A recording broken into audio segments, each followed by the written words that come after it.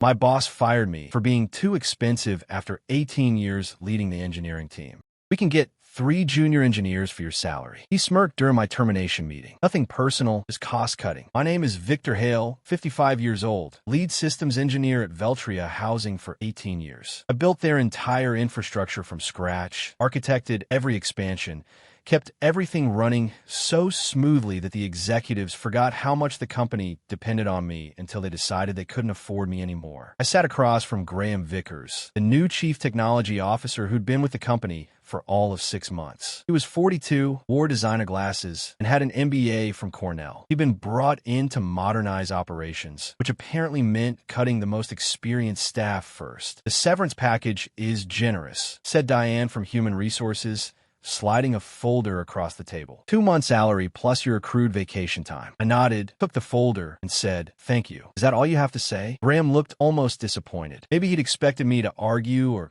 threaten legal action, give him something to tell the board about how difficult I was being. What would you like me to say? Most people in your position have questions, concerns, he said. I shrugged. Seems pretty straightforward to me. Graham exchanged glances with Diane, who looked equally perplexed by my calm. What they didn't understand was that I wasn't calm. I was just done. There's a difference. Well, we'd appreciate your help with the transition, Graham continued. The new engineering team will need some guidance on the system architecture, perhaps a consulting arrangement for a few weeks. I'll think about it, I said, knowing I wouldn't. We shook hands. I cleared out my desk without complaint. 18 years of work fit into a single cardboard box. I nodded goodbye to a few colleagues, who looked away awkwardly, afraid the same fate awaited them. As I walked to my truck in the parking garage, my phone buzzed a text from Alan, the database administrator I'd hired 12 years ago. "This is Vic. The whole team's freaking out." I didn't respond. At home, I sat on my deck overlooking Lake Ontario, nursing a glass of bourbon, watching the sunset paint the water copper. My wife, Elaine, placed a hand on my shoulder. "What you do now?" I shrugged. "Something will turn up." What Graham didn't know, what he hadn't bothered to learn, was that I hadn't just built their systems. I had custom-coded large sections myself,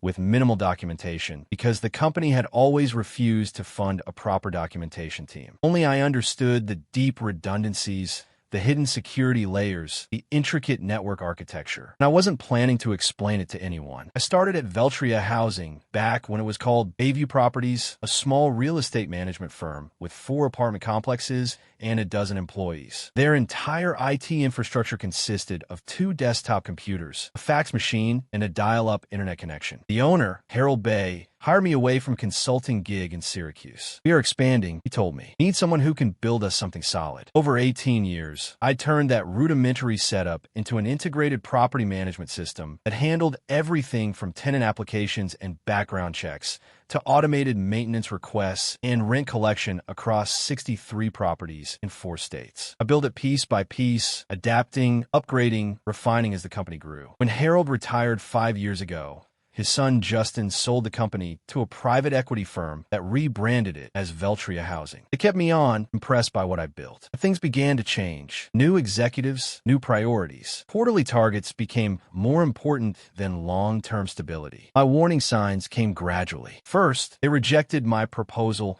for a documentation team. "Too expensive," they said. "We'll get to it next quarter." That quarter never came. Then they started bringing in consultants, young MBA types who talked about disrupting property management and leveraging cloud solutions. They'd sit through my explanations of our system architecture with glazed eyes, then recommend off-the-shelf solutions that wouldn't integrate with our custom infrastructure. I kept pushing back, explaining why their approach wouldn't work, showing them the custom code that made our system unique. Eventually, they stopped inviting me to planning meetings. Elaine noticed it before I did. "They're pushing you out," she said one night over dinner. "You need to prepare." I brushed her off. "They need me. No one else understands how the whole system works together." "That might be exactly the problem," she replied. 6 months ago, they hired Graham as the new CTO. He came from a banking software company and immediately started talking about standardization and legacy system replacement. He hired 3 junior engineers fresh out of college, had them shadowing me, asking questions about the system. I answered their questions, but I knew they weren't grasping the complexities. How could they? It had taken me years to build those systems, to understand the interdependencies, to create the redundancies that kept everything running smoothly. When problems arose last week, Graham stopped by my office. Quick meeting tomorrow morning, he said casually. Just a quarterly check-in. I should have seen it coming. The first call came 2 weeks after my termination. I was in my home office updating my resume when my phone rang. Graham Vickers. I let it go to voicemail. Victor, it's Graham. We're having some issues with the tenant portal. The junior team is working on it, but they're having trouble understanding some of your code architecture. Could you give us a call back? It would just be a quick consultation. I deleted the message and went back to my resume.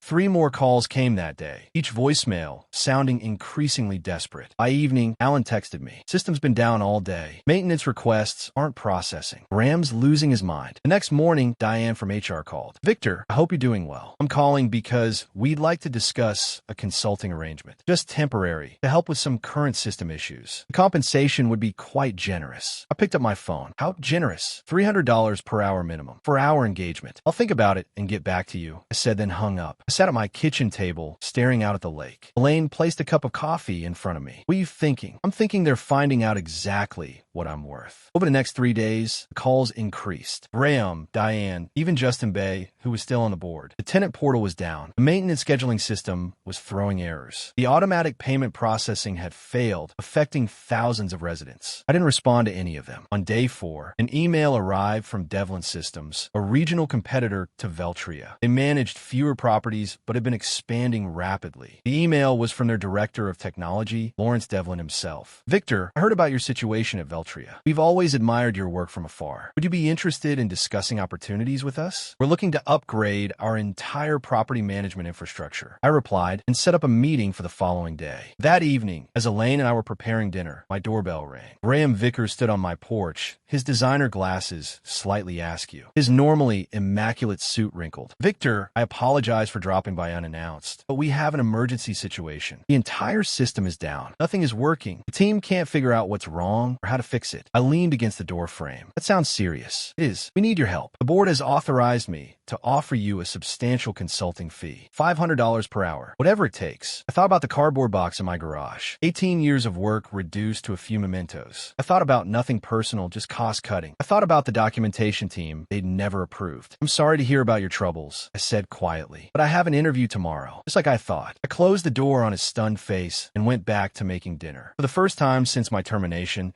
I felt a sense of peace wash over me. Not satisfaction, not vindication, just clarity. I wasn't going to help them fix what they'd broken. The interview with Lawrence Devlin went better than expected. We met at a coffee shop in downtown Rochester, away from both companies' offices. I followed your work for years, Lawrence said, stirring his coffee. That integrated property management system you built at Veltria is legendary in our industry. Nobody else has anything close to it. Thank you, I said. It took time. That's what I want to talk about. Time. We're looking to build something similar, but we don't want to start from scratch. We need someone who understands the architecture, the integration points, the security layers. Someone who can build us something better than what's out there. I'm interested. Lawrence smiled. Good, because I'm prepared to offer you the position of Chief Systems Architect. Full benefits, stock options, and a salary 20% higher than what you were making at Veltria. It was a good offer. Too good, almost. Why me? I asked. There are younger engineers out there. Cheaper ones. Lawrence laughed. You sound like your former employer. We tried that route. Hired 3 bright young engineers from top schools. They build us something sleek and modern that crashes every time we get more than 100 simultaneous users. We don't need cheap. We need reliable. I accepted the offer the next day. Meanwhile, Veltria's problems were escalating. Alan kept me updated through occasional texts. The system had been partially restored, but critical functions were still failing. They brought in an expensive consulting firm that specialized in legacy system recovery. A week after I started at Devlin, Graham called again. Victor, please. This is getting serious. We've lost access to payment records for the past 3 months. Tenants are complaining about incorrect charges. The consulting team says they need your input on the database structure. I was tempted to ignore it, but something made me pick up Graham. I'm employed elsewhere now. Exclusive contract. I'm afraid I can't help you. We'll double whatever they're paying you for. Just 2 days of your time. It's not about the money. And what is it about? Revenge. Are you enjoying watching a struggle? I paused, considering my answer carefully. No, Graham, I'm not enjoying it. But you made a business decision. You decided my experience wasn't worth the cost. Now you're discovering what that actually means. The board wants to discuss bringing you back, full salary, plus a signing bonus. For a moment, I felt a flicker of satisfaction, but it quickly faded. Going back would solve nothing. The same executives who decided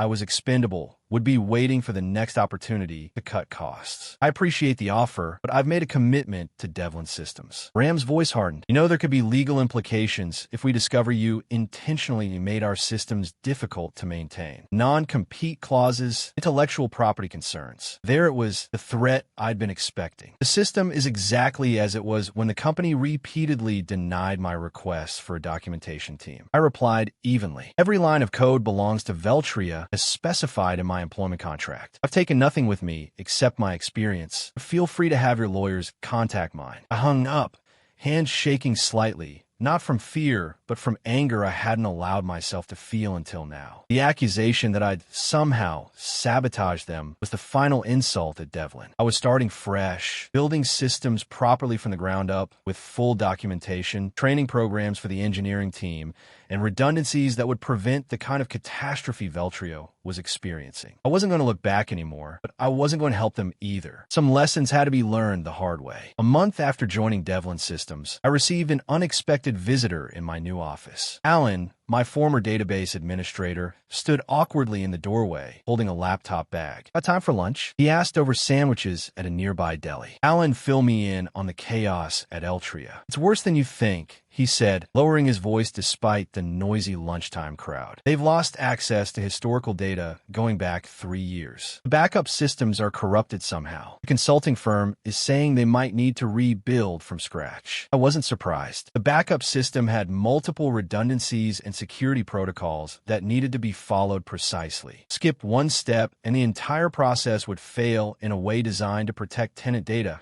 from unauthorized access. "That's not all," Alan continued. "I found something when I was trying to help the consultants understand the payment processing system. Graham had been planning your termination for months. He'd been meeting with the board, convincing them that your custom infrastructure was too expensive to maintain." "How do you know this?" Alan pulled out his laptop and showed me a series of emails he discovered in the system archives. Emails between Graham and the board discussing the legacy staff reduction plan and specifically naming me as the first target. He told them they could replace you with cheaper engineers and transition to off-the-shelf solutions within 6 months. Alan said he projected cost savings of over $1 million annually. I read through the emails, feeling a strange detachment. One line from Graham stood out. "Hale's custom systems are unnecessarily complex. He's made himself indispensable by design, not necessity." "There's more," Alan said. "The private equity firm that owns Veltria is planning to sell. They've been prepping for this for over a year. Graham was brought in specifically to cut costs and make the company look more profitable before the sale." Now it all made sense. The push for standardization, the resistance to proper documentation, the sudden focus on reducing senior staff costs. It wasn't about improving the company. It was about dressing it up for a quick flip. "Why are you showing me this?" I asked. Alan closed his laptop. "Because I quit yesterday, and I'm not the only one. Half the IT department has left. The consultants are estimating at least 6 months to restore full functionality. Maybe longer." He hesitated. "And because Veltria's biggest client, Westbrook Properties, is considering jumping ship, they've lost faith in the management system." I thought about the implications. Westbrook represented nearly 30% of Veltria's revenue. Losing them would be devastating, especially with a sale pending. "What will you do now?" I asked. Alan grinned. "Actually, I was hoping Devlin might be hiring database administrators." Later that afternoon, I spoke with Lawrence about bringing Alan on board. He agreed immediately. We were building a team, brick by brick, with people who understood what it meant to create systems that lasted. That evening, I received another call from Graham. This time, his voice had lost its authoritative edge. "Victor, please. The situation is critical. Westbrook is threatening to terminate their contract. The board is questioning my decisions. We need your help." "I'm sorry, Graham. I can't help you." "Name your price." "Anything. It's not about price. It's about respect for experience, for the work that goes into building something." Right the first time, the line was silent for a moment. "You knew this would happen," he said finally. "You knew exactly what would break and when." "No, Graham. I just knew what I had built and what it took to maintain it. Information I tried to share many times." I ended the call feeling neither triumph nor regret, just the quiet certainty that some lessons can only be learned through failure. The opportunity came faster than I expected. 2 months into my role at Devlin Systems, Lawrence called me into his office. "I just got off the phone with Jeffrey Westbrook." He said, referring to the CEO of Westbrook Properties. They're officially terminating their contract with Veltria next month. They want to know if we can handle their portfolio. Westbrook Properties managed over 10,000 units across the Northeast. It would more than double Devlin's current operations. We're not ready for that kind of scale, I admitted, but it's only halfway there. Lawrence leaned forward. What would it take to get ready? If we had to, I thought about it. 3 more senior engineers, dedicated server infrastructure, and at least 8 weeks of development time. Even then, it would be tight. Jeffrey's desperate Veltria's failures are affecting their reputation with tenants. He's willing to give us 12 weeks and fund the infrastructure expansion. This was the moment, the turning point. If Devlin took on Westbrook and succeeded, it would establish us as a serious competitor in the industry. If we failed, it could sink both companies. Let me think about the architecture, I said. I'll drop a plan by tomorrow. That night, I barely slept. I sketched system diagrams, mapped data migration pathways, considered scaling challenges. By morning, I had a plan, ambitious but achievable. A hybrid approach that would let us onboard Westbrook's properties in stages, minimizing disruption. When I presented it to Lawrence, he studied it carefully. This is solid, he said finally. But I notice you've included a substantial documentation phase that adds 3 weeks to the timeline. It's non-negotiable, I replied. That's where Veltria failed. We document everything from day one. We train the team on every component. No single points of failure. Lawrence nodded. I'll take your word for it. Let's move forward. The next weeks were intense. We hired 5 more engineers, including 2 who had recently left Veltria. Alan built a database migration tool that could translate Veltria's data structure into our new system. I designed a modular architecture that could scale with Westbrook's needs. Halfway through the project, I received an email from Justin Bayou, the former owner's son who still sat on Veltria's board. Victor, I want to apologize for how things ended. The board was misled about the implications of letting you go. Graham has been removed as CTO. We're struggling to recover, and Westbrook's departure will hit us hard. If you're ever interested in coming back, the door is open. I didn't respond. 10 weeks into our 12-week timeline, we were ready for a staged rollout. Westbrook's smallest region, comprising 2,000 units in western New York, would migrate first. If successful, the remaining regions would follow. The day before the migration, Lawrence called me into his office again. A familiar face was waiting. Jeffrey Westbrook himself. So you're the system architect? Jeffrey said, standing to shake my hand. Lawrence has told me a lot about you. Oh good, I hope. Jeffrey smiled. He says you've built us something that won't break down every time we add a new property. Something that will grow with us. That's the plan. I also hear you used to work for Veltria. I nodded, unsure where he was going with this. They're in trouble, you know. The private equity firm is trying to sell, but with Westbrook leaving and their systems still not fully functional, they're not finding many interested buyers. He paused. Except one. Who's that? I asked, though I suspected the answer. Devlin Systems, Lawrence said. We're considering making an offer at a substantial discount to what they were valued at 6 months ago. I looked between them, processing the implications. If that happens, Jeffrey continued, we'd want someone who understands both companies to lead the integration. Someone who could salvage what's valuable from Veltria's infrastructure while transitioning everything to your new architecture. Are you asking if I'd be willing to work on that? I clarified. Lawrence nodded. Only if the acquisition goes through, and only if you're comfortable with it. I thought about the irony. The system I'd built, the people I'd trained, the company that had discarded me, all potentially coming back under my direction. I'd be willing, I said finally. But I have one condition. We do it right. Full documentation, proper training. No shortcuts. Agreed, Lawrence said. We've learned that lesson. As I walked back to my office, I felt no vindication, no desire for revenge, just the simple satisfaction of knowing that good work done right eventually speaks for itself. 6 months later, I stood in the lobby of what had once been Veltria Housing's headquarters. The sign now read Devlin Integrated Property Management. The acquisition had gone through for less than a quarter of what the company had been valued at before my departure. Lawrence and I walked through the office, greeting former Veltria employees who would be staying on through the transition. Some looked away awkwardly. Others smiled with relief. A few, those who had worked closely with me over the years, nodded with quiet understanding. Graham was gone, along with most of the executive team that had approved my termination. Justin Bayou had stayed on as a consultant, helping ease the transition with legacy clients. When we reached the server room, my old domain, I paused. Through the glass, I could see the hardware I'd specified, the blinking lights of systems I designed. Want to go in? Lawrence asked. No need, I replied. We'll be migrating everything to the new infrastructure anyway. In the main conference room, the remaining Veltria staff had gathered for the announcement. Lawrence introduced me as the Chief Integration Officer who would be overseeing the technical transition. Many of you already know Victor, he said. He built the original systems that ran this company for nearly 2 decades. Now he'll be guiding us through the integration of both companies' technologies into something better than either had before. As I looked out at the faces, some familiar, some new, I felt no triumph, no desire to say I told you so. What would be the point? Instead, I spoke briefly about the transition plan, the timeline, the support that would be available to everyone during the process. I emphasized that no one would be left behind due to cost-cutting measures. The irony wasn't lost on anyone in the room. 1 year after the acquisition, Devlin Integrated Property Management had become the largest property management company in the Northeast. The migration was complete, with all properties now running on the new system I designed, fully documented, properly staffed, and functioning smoothly. On a crisp autumn morning, I drove to the office for a final meeting with Lawrence. The leaves along Lake Ontario had turned brilliant shades of red and gold, a fitting backdrop for the conclusion of this chapter. The board approved your proposal, Lawrence said as soon as I sat down. The Technical Education Division will launch next quarter. You'll have full autonomy to design the curriculum and hire instructors. This had been my condition for staying